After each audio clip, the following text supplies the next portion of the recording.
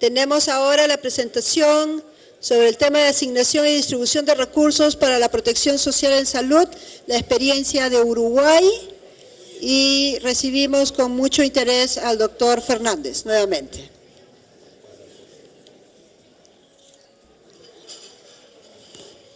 Bueno, muy buenas tardes. Como decíamos en la presentación de ayer, hoy vamos a propósito de la asignación y distribución de recursos, vamos a complementar la idea de lo que venimos haciendo en el caso de Uruguay en lo que tiene que ver con un fondo público obligatorio de aseguramiento universal en salud. Escuchando varias de las intervenciones que se hicieron el día de hoy, pensaba que, bueno, hay momentos en la vida que nos toca ser oficialistas, que nos toca ponernos del lado de sostener y defender lo que es la concreción de una manera de hacer, de una estrategia en definitiva para lograr objetivos largamente anhelados por muchos de nosotros y por nuestros pueblos, como son el tema del acceso universal a la salud, como son el tema de la equidad, como son el tema de la justicia social. Pero ese oficialismo que tiene que ver con estar comprometidos con esta reforma, en modo alguno nos debe hacer perder de vista las dudas, los retos, los desafíos, las propias tensiones, las propias dificultades que le vemos al avance en el proceso. Por lo tanto, quisiera que muchas de las cosas que aparecen como resultados buenos por el momento, también tengamos la capacidad de verlos desde el lado nuestro, con mucha modestia, y desde el lado de ustedes, con la capacidad crítica de decir, bueno, esto es lo que está haciendo un país en un tema, resolviéndolo de una manera, pero las cosas tienen sus complejidades y en definitiva están muy fuertemente ligadas, y esto me lleva al primer tema que quiero colocar, con el marco general en el que se da la política de salud. Es muy difícil pensar políticas sanitarias de cambio sustantivo, una política tan cercana a la gente, si no se lo hace desde la mirada global del proyecto de desarrollo nacional, del desarrollo sustentable, sostenible, pero un desarrollo que en definitiva tiene que apuntar a resolver los problemas no solo del crecimiento, sino también los problemas de la distribución. Porque si no hay distribución, es muy difícil resolver los problemas de la equidad en cualquier política sectorial y resolver los problemas del desarrollo de las sociedades. Por eso que, en primer lugar, yo quería colocar que los componentes básicos de un modelo de desarrollo con justicia social son, sí, el crecimiento económico, pero como condición necesaria, pero no suficiente. La distribución de la riqueza, fundamentalmente, a través de los ingresos, del empleo y de las políticas sociales. La política de salud como una política social. La importancia de colocarnos, lo decía ayer alguien aquí en este panel o en una de las preguntas, desde el paradigma auténtico de considerar los problemas de la gente como derechos y no como prestaciones que desde el Estado de algún lugar se dan, como derechos de ciudadanía, como realización integral de mujeres y de hombres, de necesidades existenciales y de valores. Tampoco reducir el tema a las cosas que apostamos a el tema de la pobreza, la línea de pobreza e indigencia, sino pensar con un enfoque más integral y más abarcativo.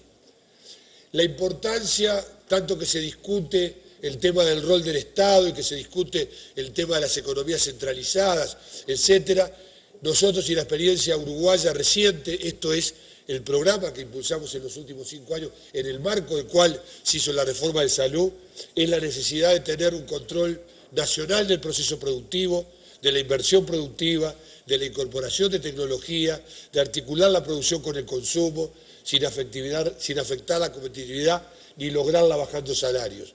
No voy a extenderme en ese tema hoy, pero nosotros rompimos uno de los mitos que decía que no se podía que se tenía inexorablemente tener inflación si se subían los salarios y se perdía competitividad. En mi país una de las cosas que más creció fue el salario, y el salario fue una de las mejores políticas económicas que tuvimos. La rectoría en el uso de los recursos, El rol del Estado en la planificación estratégica de la economía, esto se ha discutido mucho, ha dado para un roto y para un descosido, pero somos absolutamente convencidos de la importancia del rol del Estado en la planificación estratégica de la economía, en la centralización de objetivos, sobre todo producción, crédito, políticas laborales y sociales, tecnología. Una coordinación horizontal, un acuerdo social, transferencia de poder, en definitiva, una visión integrada, una visión de proceso y una visión participativa, con crecimiento, con inclusión social. Nuestra reforma, y por eso lo coloco aquí, no le estoy haciendo propaganda a un gobierno, solo es pensable en este marco, solo es pensable en el marco de una articulación con estos objetivos y esta propuesta política de desarrollo con justicia social. ¿Cuáles son los ejes estratégicos de la política social? Construir una sociedad integrada, refundar la relación entre la economía y la sociedad, redistribuyendo el ingreso, orientando el gasto, con reformas estructurales universales, salud y educación. Y acá destaco muy especialmente el plan de equidad y el plan Ceibal. En el plan de equidad, como lo decía Soledad Barría en el día de ayer, trabajamos fundamentalmente los temas que tienen que ver con la primera infancia, con políticas intersectoriales que trabajen sobre determinantes sociales que terminen con la exclusión, con la pobreza, en definitiva con la marginación y con todos los factores de retraso y retroceso que tienen nuestras economías y nuestras sociedades. Y con el plan Ceibal estamos yendo a las 600.000, creo que en estos días se entregaba a las 600.000 computadora personal en el sistema educativo. Hicimos una apuesta muy fuerte a romper con la brecha tecnológica que genera las nuevas tecnologías y hoy estamos trabajando para que la brecha tecnológica además se acompañe de superar la brecha de conocimiento y por lo tanto el tema no es dar solo una computadora, sino además de dar una computadora, de entregar una computadora, dar una herramienta a los niños, las niñas y los adolescentes que le permitan integrarse a la sociedad del futuro. Integralidad de las políticas en el marco de una estrategia de desarrollo. Superación de la fragmentación institucional y programática. Esto tiene que ver con salud, pero es un marco general de la política pública. Y responder a la emergencia como un compromiso inexcusable de cualquier gobierno, pero no quedándose en la emergencia, viendo la respuesta a la emergencia como una parte imprescindible de una respuesta mucho más integral que hay que tener.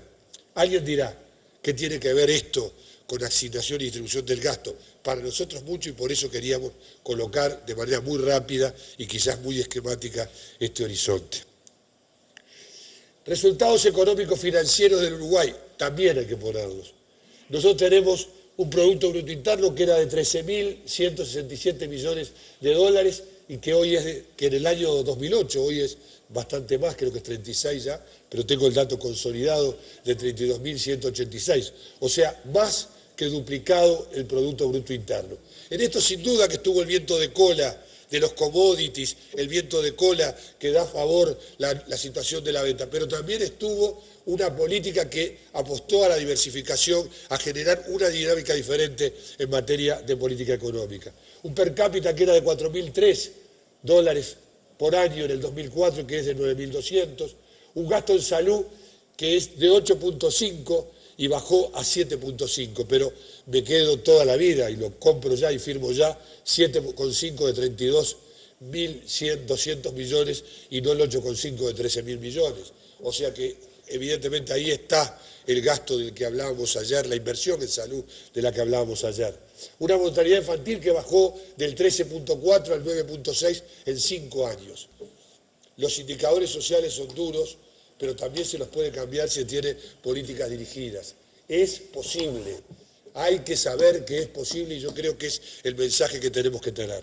Cobertura sanitaria, 12% que no tenían cobertura, hoy tenemos un 100% con cobertura.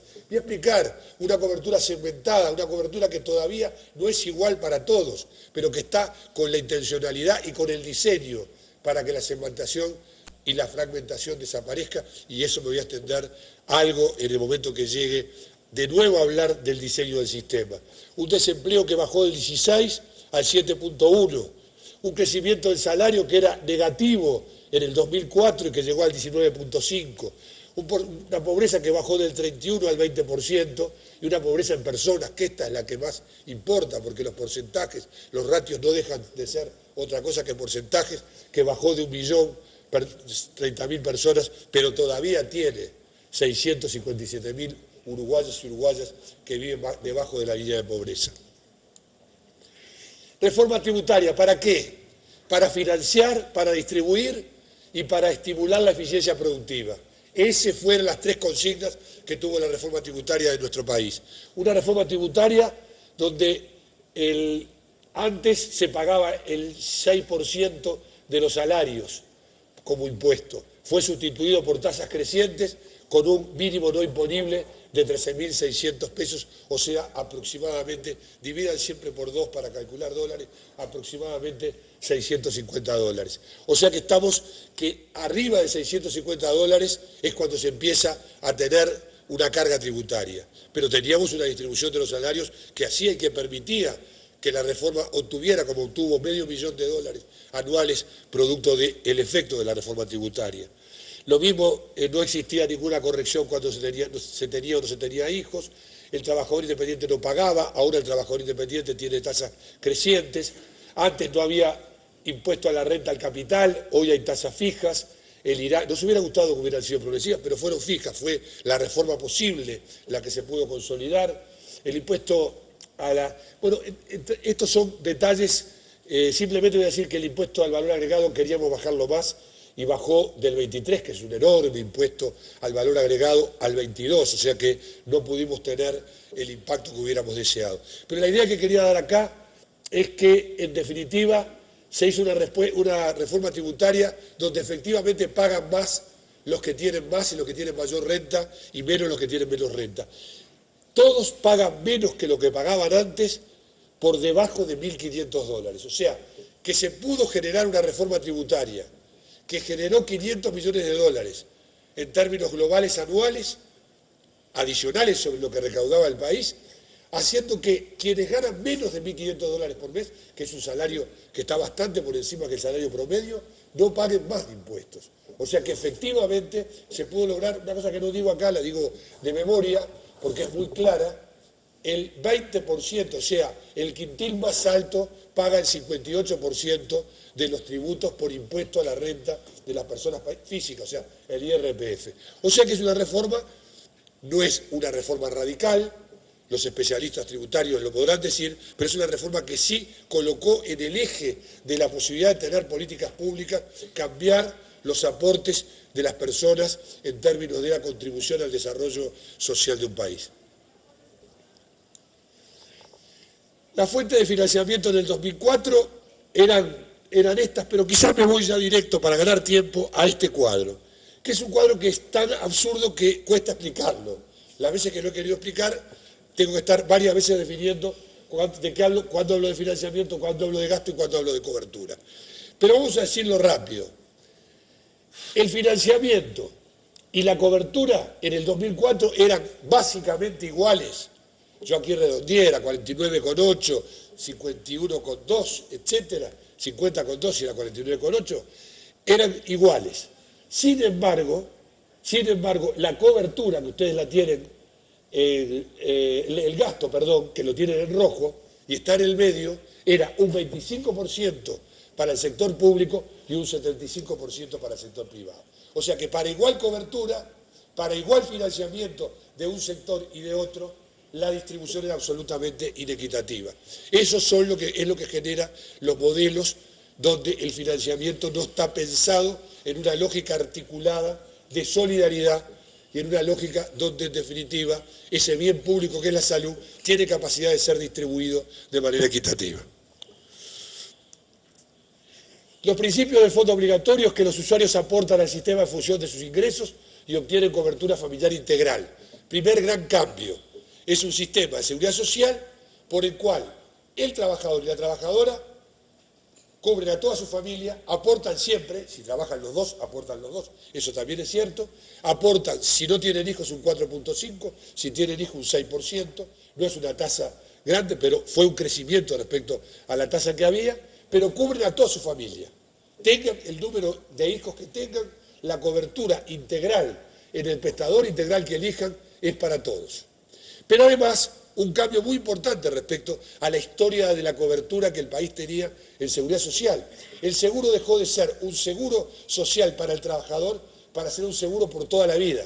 Porque cuando la persona se jubila, que es lo que pasaba históricamente en el país, no va al sector público después de haber aportado toda la vida, sino que sigue en el Fondo de Seguridad Social cubierto y el seguro pasa a ser un seguro para toda la vida. Los usuarios aportan un fondo centralizado y se elimina el vínculo directo con el prestador en los aportes financieros. La persona tiene todo el vínculo con el prestador que elige, porque tiene libre elección, puede elegir un prestador público que es uno y centralizado que es ACE, o puede elegir alguno de los 49 prestadores privados que son mutualistas y cooperativas médicas, prestadoras, que antes eran prestadoras y aseguradoras. Todavía, como hay personas que no han entrado al FONASA, y ya hablaré de los sectores que no entraron, mantiene la doble condición de aseguradoras y prestadoras. Pero la tendencia es a que los prestadores sean prestadores y que la plata la maneje exclusivamente un fondo público obligatorio, manejado por el Estado, bajo dependencia del Ministerio de Salud, de la Autoridad Sanitaria y cumpliendo aquel viejo principio, quizás, perdonen la referencia poco académica y coloquial, de que el que pone la plata ponga la música y que el que pone la plata y tiene la plata tenga la capacidad efectiva de controlar, y voy a ponerle algunos ejemplos, cómo se avanza en la cantidad y en la calidad de las prestaciones. Por otro lado, las empresas públicas y privadas aportan al fondo un funcionamiento proporcional a la cantidad de trabajadores. Las empresas mantienen su aporte sobre la nómina de salario y el Estado complementa el aporte para llegar a la cuota salud. Lo explico con detalle, porque eso es lo que yo creo que aclara qué es lo que estamos haciendo, no un concepto general. El trabajador tiene salarios altos o bajos. La cápita es inextensible, es fija. La cápita promedio, más allá que está ajustada por sexo y edad. Es aproximadamente la cápita, la promedio de $50, de 48 y $50. Esa cápita, si el 6% del trabajador tenga un hijo, tenga dos o tenga tres, no llega a cubrir todas las coberturas de él y de sus hijos y de su mujer, todo ese complemento no lo hace individuo a individuo, se hace el financiamiento global, lo aporta rentas generales. O sea que hay un aporte de rentas generales para llegar a lograr ese tema. Los empresarios aportan todos el 5% de la nómina salarial y el Estado como empresario también aporta el 5% de su nómina salarial. O sea que el costo de salud para el Estado es el del complemento de cápitas, el del aporte de sus propios trabajadores, en un Estado que es muy extendido, y el pago que el Estado hace desde rentas generales para financiar al prestador público de quienes están en el sistema de salud con derecho a una cobertura integral, pero aún no han entrado al FONASA, porque el proceso de fonasamiento, de entrada al FONASA de los que están en el sector público, está previsto que se haga en el ciclo 2010-2015. Los servicios de salud reciben ingresos ajustados a riesgos. En realidad esa es la posibilidad de riesgo, porque ni el sexo ni la edad son un riesgo, pero a condiciones que están asociadas a riesgos y a estrategias definidas por la política de salud. Y ahí es donde entran las cápitas ajustadas por sexo y edad. O sea, hoy se decía, esa U de la que hablamos hoy, un menor de un año, si es varón son 2.500 pesos, si es mujer es 2.300. Hicimos largos estudios epidemiológicos para ver cuál era esa diferencia, pero terminó siendo consistente que había un costo algo menor en el caso de los menores de un año mujeres, y después a lo largo de la vida, y los costos incrementales en las franjas de edades superiores. Pero lo importante aquí, en este punto, es que se restableció el criterio, la cápita única o la cuota única de afiliación en el prepago es lo más regresivo que hay, porque incita al descreme, incita a quedarse con los buenos, con los jóvenes, los sanos, etc. En cambio aquí hay un pool de riesgo que lo tiene el fondo, que es el que cubre todos los riesgos en función de ese fondo público obligatorio. Yo quiero dejar la idea, transmitirle la idea de la importancia que tienen. Otra cosa es cómo se llega a ellos y en qué timing, en qué tiempo, pero la importancia que tienen los fondos públicos obligatorios.